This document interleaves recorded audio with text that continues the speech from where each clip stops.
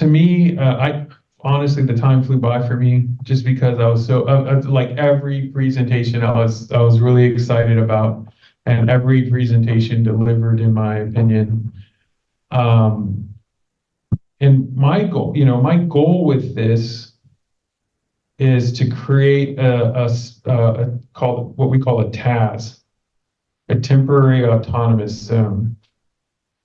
And in that TAZ, in this temporary autonomous, it comes from the Tibetan Book of the Dead, I believe. I could be wrong. Will's looking at me like, you're kind of right. I'm like, okay. Um, and and in this TAZ, like the idea is to create a safe space for people to come and talk about learning and talk about what they've learned, to talk about our journeys in ways that like mistakes are understood as learning. That's where we learn. We don't learn by doing it right very often. We learn when we do it wrong.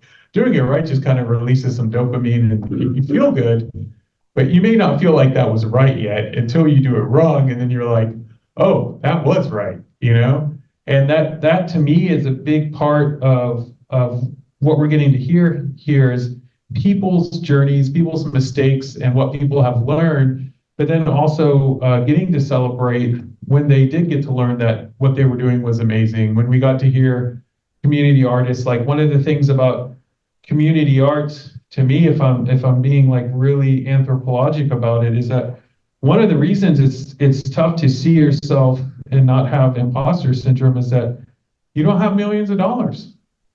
They sell artists as millionaires because we're in capitalism. You know, filmmakers are so like, you're not a filmmaker unless you're a millionaire filmmaker. So imposter syndrome comes from this idea that like, well, why aren't you doing that? Why aren't you doing this? I'm a professor of the practice. I'm not tenure track. Like, how come you're not tenure track? Why aren't you this? Why aren't you that? And for me, we don't even think about that when we're talking about our ideas and our projects together. That's not something that to me is valued. I've seen students go both ways that I've taught.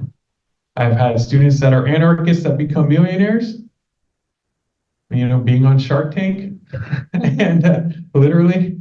And I've had students that made tons of money and then start nonprofits and NGOs, and that's what they do, because the money just wasn't there for them. Like literally, it was like, okay, I got money, now what? Like, so what? This isn't fulfilling. Like one of the things we need in life, we need shelter, we need food, and we need occupation. And y'all are like, Joey, that you're getting real basic. I'm like, that's literally like, I learned that through EDing people. It's emergency detention. Like you can call the cops, and if you're worried about a friend, you can get a emergency detention because of their mental health. And I had a friend that I was worried about, who, by the way, was a millionaire. And not just a normal person, but you just didn't know that because they don't live like that. They don't show that. They don't talk like that. You just didn't know. They were part of a startup and exited, and they don't even talk about that. They were really depressed, and they were talking about ideation, and I was just like, all right. Talked to my friend who was a cop at the time, and called it in. I called the cops, and I said, we need I need you to come pick my friend up. I didn't talk to him for a year. He texted me a year later, and he's like, thank you. By the way, I'm inviting you to my wedding. Like it's gonna be this day. We're gonna have barbecue, and I'm like, I'm down for some barbecue. But these are things that creatives, like as identity, we go through. It's like we're always comparing ourselves. We're always trying to see like where we're at, and where we stack up. Academics, majorly, say it's very similar in academia. Publishing, or are you supposed to be doing projects, or are you supposed to be doing service, or they're teaching, or they're doing this, and I'm not getting to do, FOMO kind of things. And so to me, like this conference, is kind of like what I try and create for us to have this space where we're not worrying about that.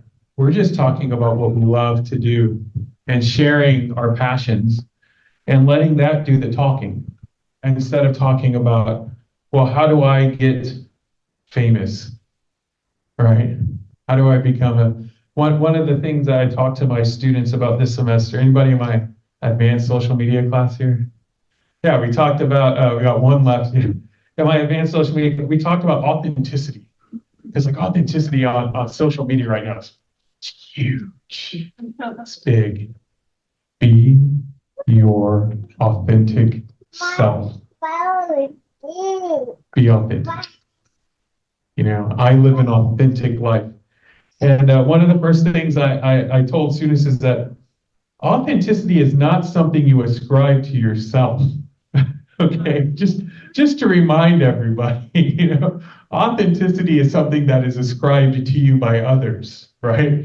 So anytime you see people talking about living their authentic life, it's in my opinion, a sign that they've been interacting with this mantra, right? They've been interacting with this idea of authenticity, not as something that is ascribed to them, but as something that they're trying to work through, right? And we're constantly trying to say, are we authentic? Are we authentic filmmakers? Are we authentic artists? Are we authentic professors? Because really great people, which we haven't, like I think all of y'all are in this room, is that the biggest critics are who? Yeah, yourself. Yourself is your biggest critic. Once you get to the top, you realize that. And there's nobody else. It was you the whole time, you know. You were the biggest critic. And so when we get together like this, that's why I get so excited, is because we're literally working towards this idea of following each other's passions, celebrating each other's passions, figuring out what's worked and what hasn't for others, taking note of that, and getting to make real-time adjustments, getting to see other programs and how they've dealt with that, getting to be reflective about, you know, hey, like Will made a really great point about physical objects, and I just, you know, it hit me over the head. I was like, why haven't I been doing that? That's so obvious. That's how I learned in undergrad. That's what we did. We made puppets. We did all these different things. And I've thrown that all out the window for convenience. And I'm like sitting here going like, I need to circle back, you know? I have to be a little reflective about like what I'm having the students do so that I can be a little bit more engaged. And it's a little bit, yeah, it's a little inconvenient for me when I could just be having them submit this or that, right? Having them create. So I guess I'd like to finish this up on two notes. One is for the graduate people out there. I have this Menti cheat sheet for professors that I wrote this semester, I guess about a month and a half ago. It was after going to a conference. Oh, look, there's Zena. That wasn't the conference, by the way. But going to a conference and seeing this manifest, seeing this space where people are anxious because their mentors, they're not sure what to do. They're not sure what to think. Hey, what's that? They're not sure what to think about themselves. They're not sure what to think about their situation with either the mentee or the mentor. So as professors, you know, we're not perfect people. We're normal. We're going to make mistakes, right? As PhDs, as MFAs, as master's students, you know, you're going to make mistakes, right? But there's some ways to think about it that really kind of can help us in academia, because one of the things in academia is that there's a lot of things that we practice just to practice. So I say, ask your mentee what kind of mentor they are looking for. Do you want a facilitator or do you want a dictator, right?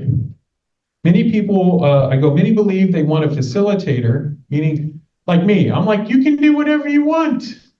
It's open-ended, whatever you want to do. And that is how I teach. That can be nerve-wracking for some people. They're like, I need you to tell me what to do. I need you to give me an order, give me a list, and have this be done.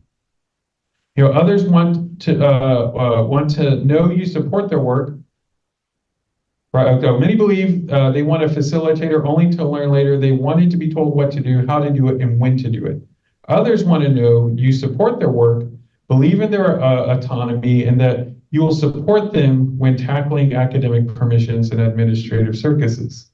Right? Like, meaning that, like, for example, in filmmaking, this approach to me was that this is, while this isn't facilitative, it's clearly directive.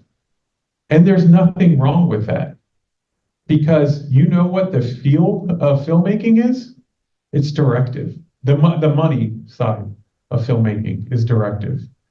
Meaning, like, if you want to make films, you have to understand the system. You can decide to work against it. You can decide parts you want to accept and parts you don't, you do want to do, but you have to learn about it. You have to understand it.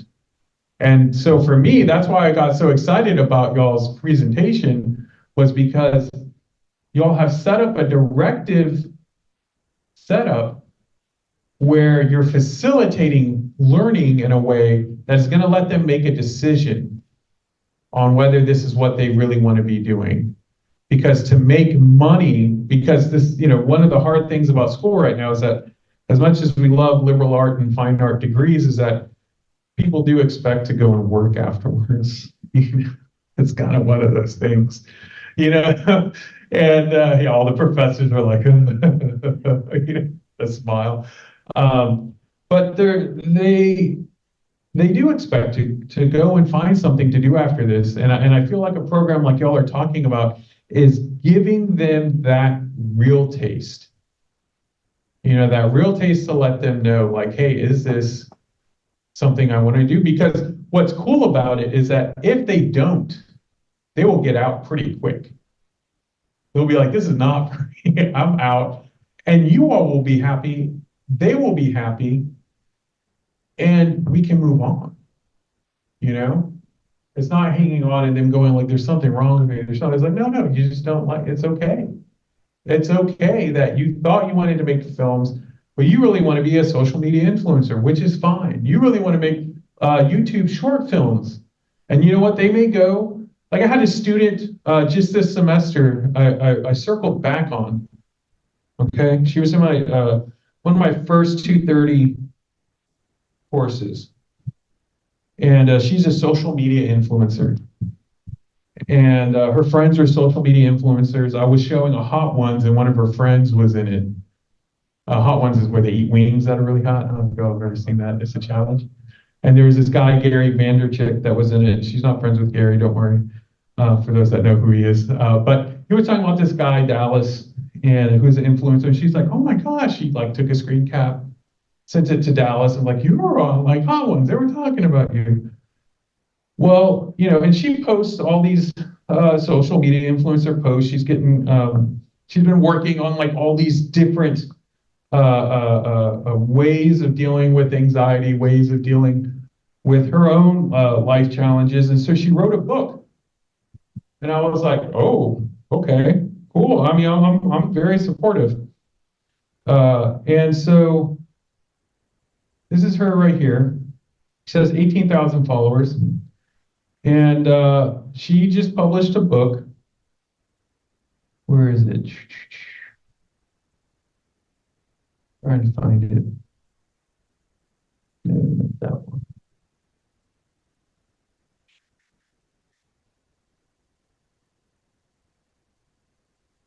Shadow Work Journal.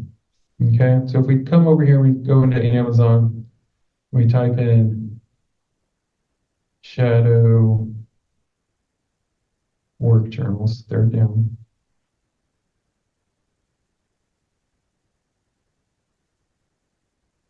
It's a top-selling book. She sold over 1 million copies, and I'm like, all right, we can say whatever we want about social media influencers. Maybe sometimes, what they're doing is what they're doing, right? Very nice, genuine person.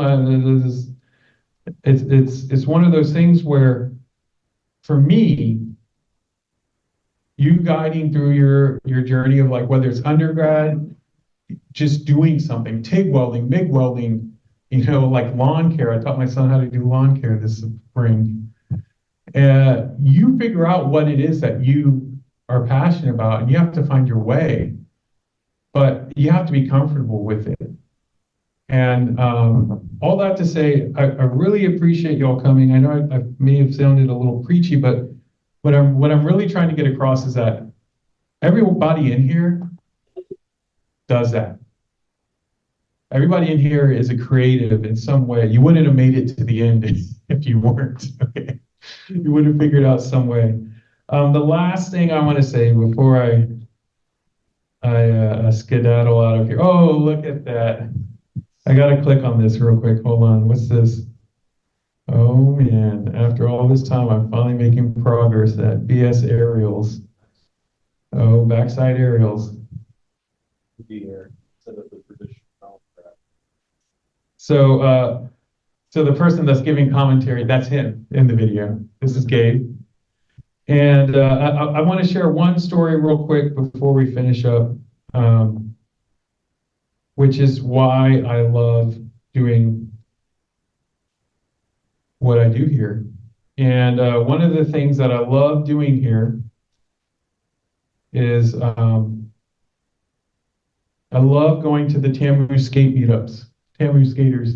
And Gabe was one of the people that told me about them. And Gabe introduced me to skateboarding here on campus. As you can see, my son JoJo's right there with them. And I love action photography. I love following skateboarders and skate culture.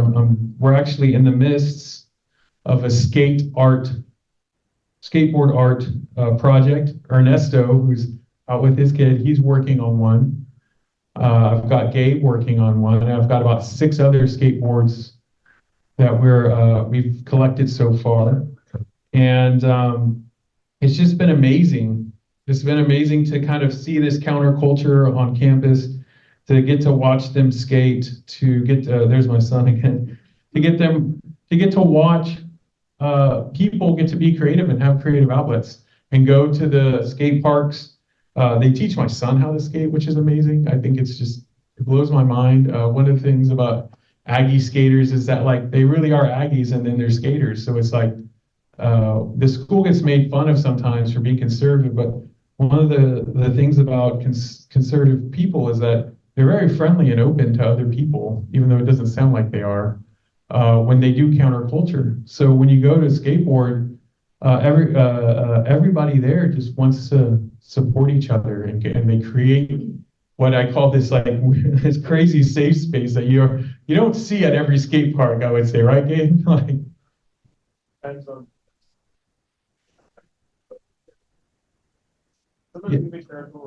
yeah, sometimes it can get territorial. Yeah, like surfers. And so I just wanted to share that with y'all because we actually had some students from the Media and Gaming Lab go and record and get photos and video and go and do projects. And so we're literally always trying to find different things that are happening, different projects that are going on, and facilitate their messaging too, and get content put out for them. So if you all have projects as professors, as people out in the community, wherever you're at, and y'all want to collaborate, just let us know. We're happy to do it. Thank you all so much for coming. Is there anybody want to say anything, or y'all all good? Yeah, Joey. All right, y'all have a good day, and we'll just be packing up. If there's any extra food, just take it. And yeah, until next year.